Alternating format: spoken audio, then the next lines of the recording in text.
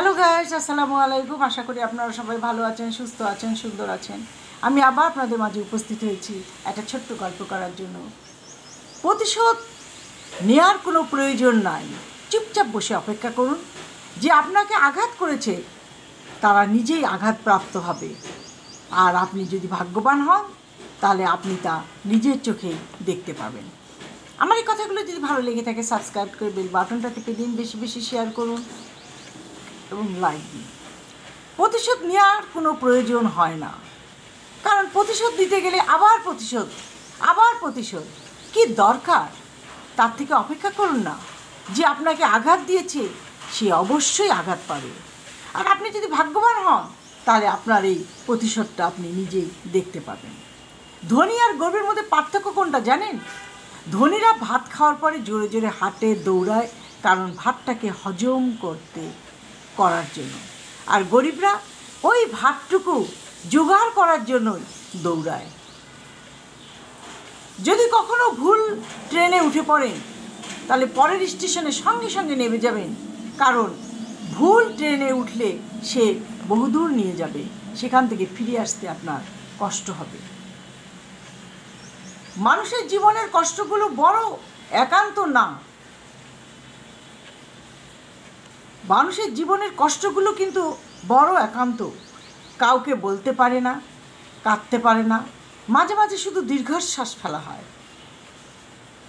এই দীর্ঘশ্বাস ছাড়া তারা করার কিছুই থাকে না। এই যে জীবনে, মানুষের জীবনে যে কষ্ট, দুঃখ, দৈন্যতা, কার কাছে বলবে?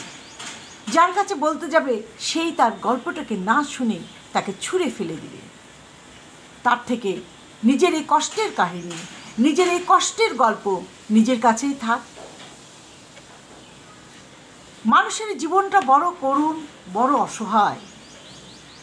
গরিব মানুষ রাস্তায় শুয়ে থাকে, তাদের বিছানা নেই, তাদের খাবারও নেই।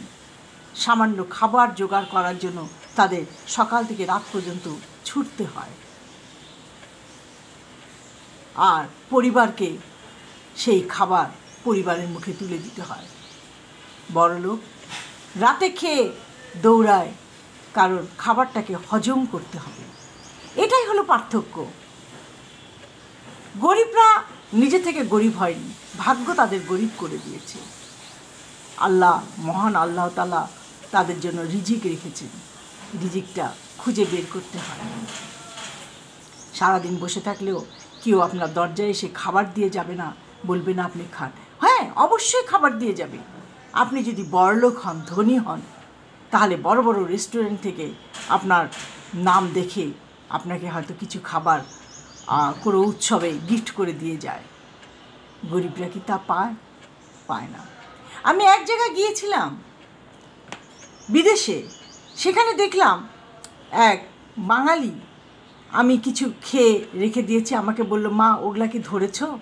আমি বললাম না, আমি খেয়ে ওগুলো বেঁচে গেছে, রেখে দিয়েছি। বলে ওগুলো আমাকে দিয়ে দাও।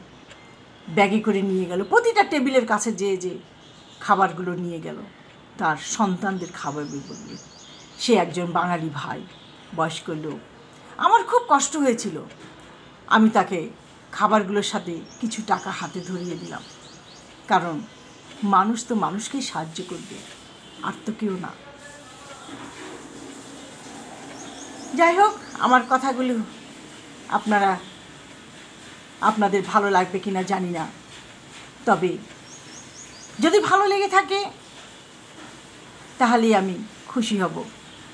আজ এই পর্যন্ত। ভালো থাকেন, সুস্থ থাকেন। আল্লাহ হাফেজ।